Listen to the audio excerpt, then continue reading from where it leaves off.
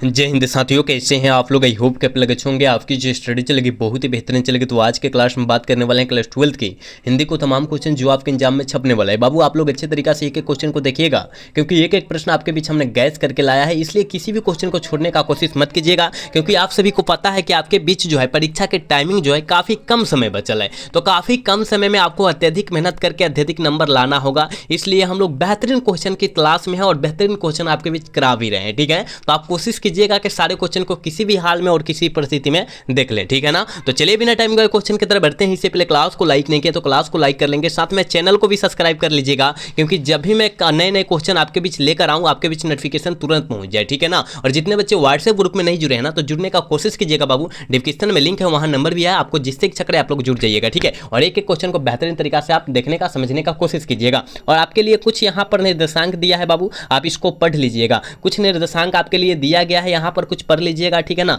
जो English medium से है और जो हिंदी मीडियम से, दोनों पढ़ लेंगे। यहाँ इंग्लिश मीडियम और हिंदी मीडियम दोनों के लिए। ठीक है ना, यहाँ ऊपर हिंदी मीडियम देखेंगे और नीचे क्या इंग्लिश मीडियम वाले देख लेंगे। ठीक है ना, चलिए और एक एक क्वेश्चन को जो है हम समझाने का कोशिश कर रहे हैं। ठीक है, वहाँ 1 नंबर क्वेश्चन में कहा जा रहा है कि बालकृष्ण भट्ट की रचना जो है निम्न में से कौन सी है। ठीक है ना, निम्न में से कौन सी, आप सभी को पता है कि बातचीत पाठ जो है बालकृष्ण भट्ट जी की रचना है। बिल्कुल ऑप्शन ए हो जाएगा, 1 का ऑप्शन करेक्ट होगा, याद रखिएगा। ठीक है, अगला क्वेश्चन 2 नंबर क्वेश्चन जल्दी बताइएगा। कहा जा रहा है झुंड शब्द कौन सा संज्ञा है। झुंड जो है बाबू एक दो आदमी से नहीं लगता है, काफी सारे लोग से झुंड होता है, यानी समूहवाचक संज्ञा हो जाएगा, याद रखिएगा। हम जितना क्वेश्चन आज के इस क्लास में करा रहे हैं ना, काफी ज्यादा बेहतरीन क्वेश्चन करा रहे हैं, तो आप लोग अच्छे तरीके से इस बेहतरीन क्वेश्चन को जरूर देखिएगा। एक बार सारे बच्चे क्लास को लाइक जरूर कीजिएगा बाबू। ठीक है, चलिए अगला क्वेश्चन 3 नंबर क्वेश्चन में कहा जा रहा है ना, भारतवर्ष शब्द में कौन सा संज्ञा। भारतवर्ष जो है हमारे भारत देश को कहा जाता है ना, भारतवर्ष यानी भाववाचक नहीं व्यक्तिवाचक हो जाएगा। ठीक है ना, ऑप्शन डी हो जाएगा, याद रखिएगा।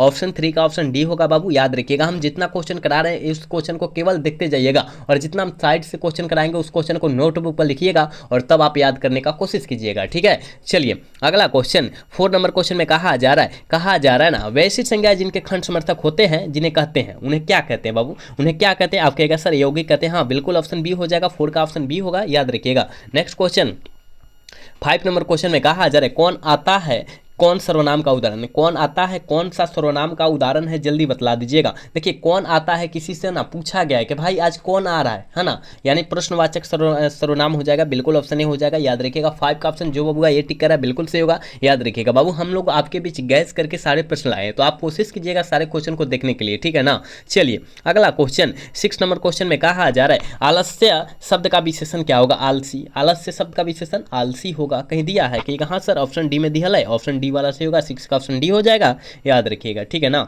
चलिए नेक्स्ट क्वेश्चन 7 नंबर क्वेश्चन में कहा जा रहा है पुराण शब्द का विशेषण क्या होगा। पुराण शब्द का विशेषण जो होता है बाबू पौराणिक होता है, याद रखिएगा। ऑप्शन ए हो जाएगा। देखिए आपके एग्जाम में सारे क्वेश्चन आता है, इसलिए आप लोग कोशिश कीजिएगा सारे क्वेश्चन को याद रखने के लिए। ठीक है ना, चलिए नेक्स्ट क्वेश्चन की तरफ बात करते हैं। 8 नंबर क्वेश्चन में कहा जा रहा है ग्राम शब्द का विशेषण क्या होगा। ग्राम शब्द का विशेषण बाबू हो जाएगा, क्या होगा, ग्रामीण ना होगा, याद रखिएगा। आपके एग्जाम में सारे आता है क्वेश्चन, आप याद रखने का कोशिश करेंगे। ठीक है, हम जितना क्वेश्चन करा रहे हैं उस क्वेश्चन को आप याद रखिएगा, क्योंकि हम लोग काफी कम समय में काफी ज्यादा क्वेश्चन को हम लोग बात करेंगे। ठीक है ना, इसलिए आप लोग अच्छे तरीके से देखेंगे बाबू। ठीक है, चलिए अगला क्वेश्चन 9 नंबर क्वेश्चन में कहा जा रहा है ना, यहाँ थोड़ी सी कर लेते हैं नीचे, है ना। कहा जा रहा है कि कारक के कितने भेद होते हैं। कारक के कितने भेद होते हैं, आप सभी को पता है कि कारक जो होता है 8 प्रकार के होता है, पता है ना, 8 प्रकार, याद रखिएगा। कहीं दिया है कि कहाँ सर, ऑप्शन डी में दिया है, ऑप्शन डी हो जाएगा, 9 का ऑप्शन डी होगा, याद रखिएगा। चलिए 10 नंबर क्वेश्चन में कहा जा रहा है यशोदा का संधि विच्छेद क्या होगा। यशोदा का संधि विच्छेद बाबू क्या हो जाएगा, यश जोड़ दा हो जाएगा बाबू, क्या हो जाएगा, यश जोड़ दा हो जाएगा, यानी यशोदा का संधि विच्छेद हो जाएगा, याद रखिएगा। ऑप्शन ए हो जाएगा। 10 का जो बाबू ऑप्शन ए टिक करा बिल्कुल सही होगा, याद रखिएगा। एक बार सारे बच्चे क्लास को लाइक करेंगे, जितने बच्चे मेरे क्लास में जुड़े हैं ना, सारे बच्चे से रिक्वेस्ट है बाबू आप लोग क्लास को लाइक कर लीजिए। ठीक है ना, और साथ में मौका मिले तो चैनल को सब्सक्राइब भी कीजिएगा। ठीक है ना, चलिए अगला क्वेश्चन की तरफ बात करते हैं। 11 नंबर क्वेश्चन में बाबू कहा जा रहा है कि संसार का संधि विच्छेद क्या होता है। समजोड़ क्या होता है बाबू, समजोड़ सार होता है। ठीक है ना, संसार का संधि विच्छेद याद रखिएगा, ऑप्शन ए में दिया है, ऑप्शन ए वाला सही होगा, 11 का, याद रखिएगा। ठीक है ना, और आपके एग्जाम में लगभग 4 क्वेश्चन संधि विच्छेद से पूछे जाते हैं, आप इसको याद रखेंगे, इस बात को अच्छे तरीके से आप समझेंगे भी। ठीक है, चलिए अगला क्वेश्चन 12 नंबर क्वेश्चन में कहा जा रहा है पवन का संधि विच्छेद क्या होता है। ये भी आपके एग्जाम में कई कई बार आ चुका है। पवन का संधि विच्छेद जो होता है पौज और अन होता है। बाबू क्या होता है, पौज और अन होता है, याद रखिएगा। 12 का ऑप्शन जो बबुआ ए टिक करा बिल्कुल सही होगा, याद रखिएगा, ठीक है। 12 का ऑप्शन ए होगा, याद रखिएगा। नेक्स्ट क्वेश्चन की तरफ बात करते हैं बाबू। कहा जा रहा है कि बालकृष्ण भट्ट किस युग्म के रचनाकार है। बालकृष्ण भट्ट जो है किस युग्म के रचनाकार है। आप कहेगा सर हमको पता है, अगर युग्म पूछेगा तो भारत तेंदु युग्म मारेंगे, अगर काल पूछेगा, क्या बाबू काल पूछेगा तो आधुनिक काल मारेंगे, ठीक है ना। आधुनिक, अगर किस काल के रचनाकार है तो आधुनिक काल, ठीक है ना, आधुनिक काल, याद रखिएगा। आप याद रखने का कोशिश कीजिए, हम जितना साइड से बतला रहे हैं, ठीक है ना। चलिए अगला क्वेश्चन 14 का आंसर बतलाइएगा। कहा जा रहा है कि बालकृष्ण भट्ट के पिता का क्या नाम था। क्या नाम था जल्दी बतला दीजिएगा बाबू, क्या होने वाला है, ठीक है ना। 14 का ऑप्शन क्या होने वाला है जल्दी बतलाइएगा आप, ठीक है। आप कहेगा सर बालकृष्ण भट्ट जी के पिता का जो नाम था बेनी प्रसाद भट्ट था और माता जी का जो नाम था पार्वती देवी था। क्या था बाबू, पार्वती देवी था माता जी का नाम, और पिताजी का नाम जो था बेनी प्रसाद भट्ट था, दोनों याद रखिएगा। और पूछा जाएगा कि बालकृष्ण भट्ट जी के पिता पेशे से क्या थे, मतलब कौन सा काम करते थे, तो व्यापारी थे। क्या थे बाबू, व्यापारी थे, ये भी साथ में याद रखिएगा। अगर पूछ दे तो छोड़ना नहीं है आप सभी को, ठीक है। हम जितना साइड से क्वेश्चन बतला रहे हैं उस क्वेश्चन को आप केवल याद रख लेंगे ना तो सारे क्वेश्चन याद हो जाएगा, ठीक है। चलिए 15 नंबर क्वेश्चन में बाबू कहा जा रहा है तेरी कुमराई हो गई किस कहानी से संबंधित है ना,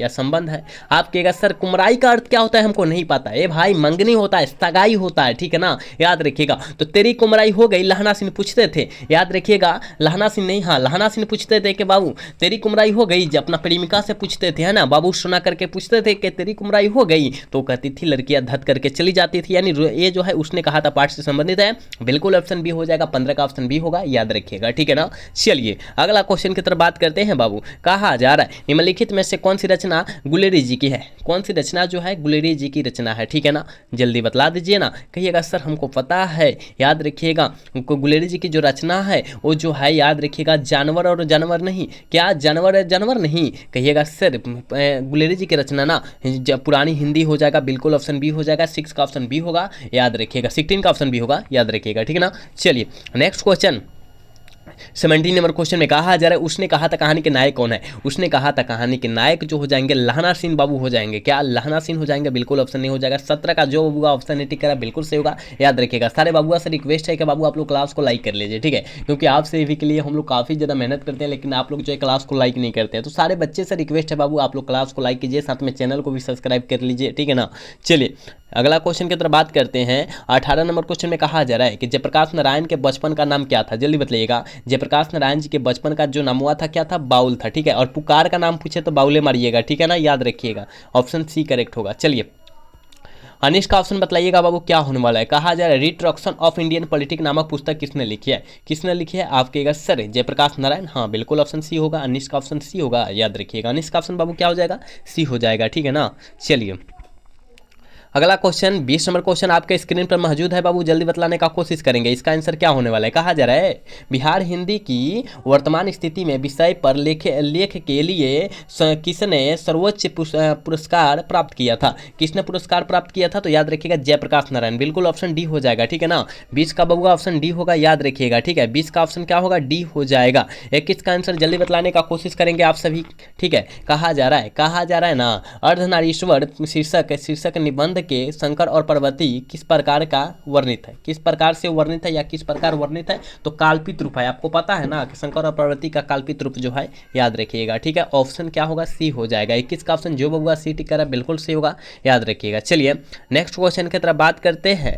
और 22 नंबर बाबू क्वेश्चन में कहा जा रहा है अर्धनारीश्वर शीर्षक पाठ के हिंदी साहित्य की कौन सी विधा है। हिंदी साहित्य की कौन सी विधा है बाबू, जल्दी बतलाने का कोशिश करेंगे आप लोग। आप कहिएगा सर हमको पता है ये निबंध है। क्या है बाबू, निबंध है, बिल्कुल ऑप्शन क्या हो जाएगा, क्या होगा, बी हो जाएगा, ठीक है ना। 22 का ऑप्शन बी हो जाएगा, याद रखिएगा। चलिए 23 नंबर क्वेश्चन में कहा जा रहा है ना मालती किस कहानी की पत्रा है, जल्दी बतलाने का कोशिश करेंगे। मालती जो है रोज कहानी की पत्रा है, बिल्कुल याद रखिएगा, ऑप्शन बी हो जाएगा। 23 का ऑप्शन जो बबुआ बी टिक कर रहा है बिल्कुल सही होगा, याद रखिएगा। बाबू हम लोग आपके बीच गैस करके सारे क्वेश्चन करा रहे हैं, आप कोशिश तो कीजिए सारे क्वेश्चन को देखने के लिए, नहीं तो आप ही जान जाइएगा कि कौन क्वेश्चन आने वाला है कौन क्वेश्चन नहीं आने वाला है, तो पढ़ने से क्या फायदा है ना, क्योंकि आप वही पढ़ के जाइए ना जो आने वाला है। बाबू हम लोग जो क्वेश्चन कराते हैं वही के अंदर से आता है, कोई दूसरा क्वेश्चन नहीं आता है, तो आप कोशिश कीजिए तो सारे क्वेश्चन देखने के लिए। कोई भी क्वेश्चन को हल्का भारी न समझिएगा, ठीक है ना। कोई हल्का भी पूछ सकता है, कोई भारी भी पूछ सकता है, तो हम लोग सारे लेवल का क्वेश्चन कराते हैं, ठीक है ना। चलिए अगला क्वेश्चन 24 नंबर क्वेश्चन में कहा जा रहा है अगे जी के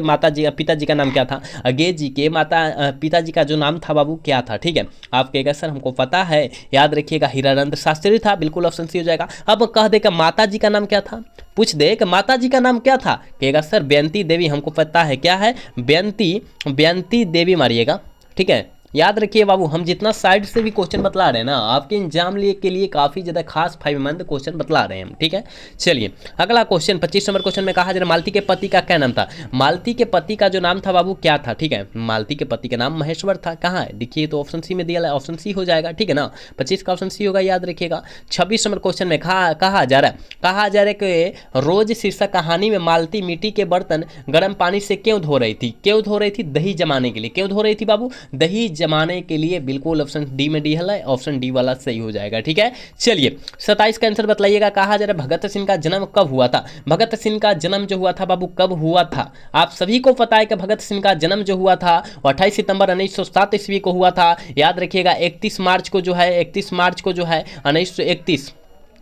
मार्च 1931 को जो है क्या हुआ था, याद रखिएगा 28 मार्च ना बाबू, 28 मार्च है ना, 28 मार्च 1931 को जो है इनको फांसी दे दिया गया था, यानी 24 साल की उम्र में इनको जो है फांसी दे दिया गया था। आप याद रखने का कोशिश करेंगे, ठीक है ना। चलिए कहा जा रहा है भगत सिंह के पिता का क्या नाम था, जल्दी बताइएगा बाबू। आप सभी को पता है कि भगत सिंह के पिता का नाम किशन सिंह था, लेकिन माता जी का नाम पूछे तब का मारिएगा, माता जी का तो विधावती देवी। क्या बाबू, विधावती देवी मारिएगा, ठीक है। आप समझने का कोशिश कीजिए।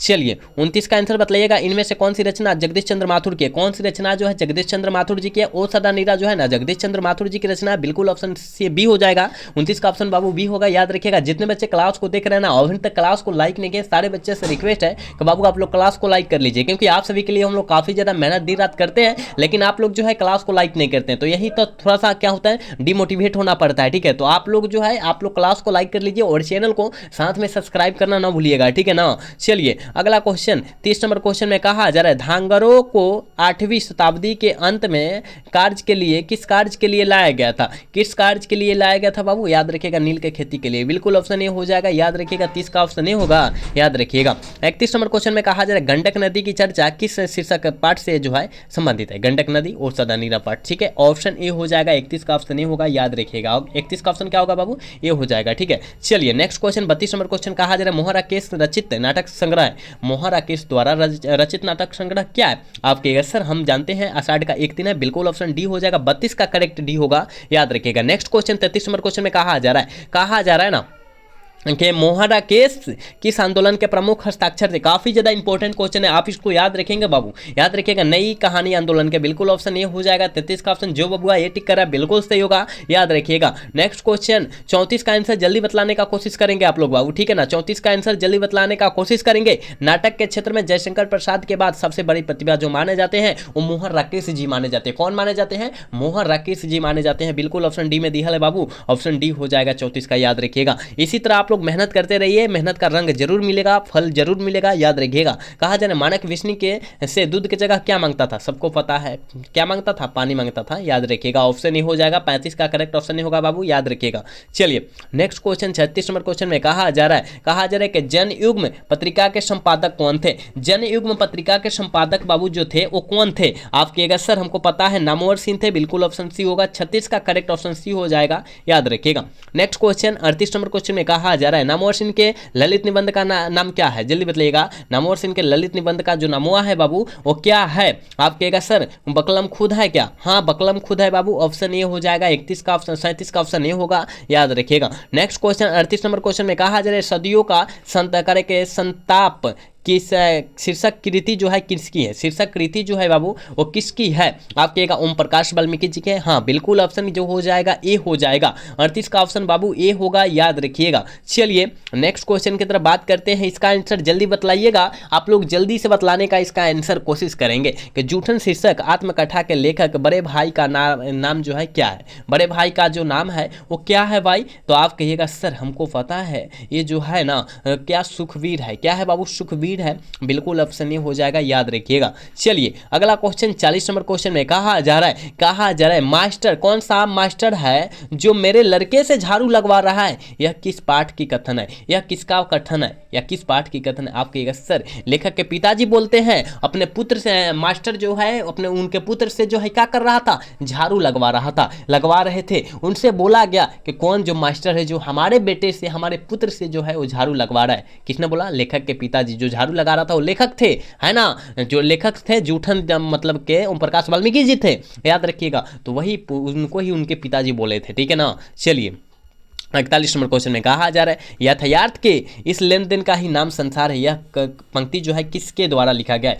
यह पंक्ति जो है बाबू किसके द्वारा लिखा गया है? आप कहिएगा सर मलय साहब के द्वारा लिखा गया, बिल्कुल ऑप्शन ए हो जाएगा 41 का, याद रखिएगा। 42 नंबर क्वेश्चन में कहा जा रहा है मलय जी का पूरा मूल नाम क्या है? मलय जी का मूल नाम जो है या बचपन का नाम जो है क्या है? आप कहिएगा भरत जी श्रीवास्तव है, बिल्कुल ऑप्शन बी होगा। 42 का करेक्ट ऑप्शन बी हो जाएगा बाबू, याद रखिएगा। नेक्स्ट क्वेश्चन 43 नंबर का आंसर जल्दी बताइएगा। 1995 ईस्वी में परिवेशन सामान किसे प्राप्त हुआ था? 1995 ईस्वी में परिवेशन सामान जो है याद रखिएगा ओम प्रकाश वाल्मीकि जी को प्राप्त हुआ था, बिल्कुल ऑप्शन डी हो जाएगा, याद रखिएगा। बाबू हम जितना क्वेश्चन आपके बीच पड़ोस रहे ना उस क्वेश्चन को केवल याद रख लेते हैं तो बहुत ज्यादा आपके लिए लाभदायक क्वेश्चन होगा, इसलिए याद रखना है, किसी भी क्वेश्चन को छोड़ना नहीं है। हम जितना क्वेश्चन करा रहे हैं उस क्वेश्चन को याद रखना है तो याद रखना है, ठीक है। चलिए अगला क्वेश्चन की तरफ बात करते हैं और 44 नंबर क्वेश्चन में कहा जा रहा है ना कि तिरछ कहानी के कहानीकार कौन है? तिरछ कहानी के कहानीकार जो है बाबू वो कौन से है, कौन से लेखक है? उदय प्रकाश नहीं है? कहेगा हाँ सर वही तो है, ऑप्शन ए हो जाएगा। 44 का करेक्ट ऑप्शन ए होगा,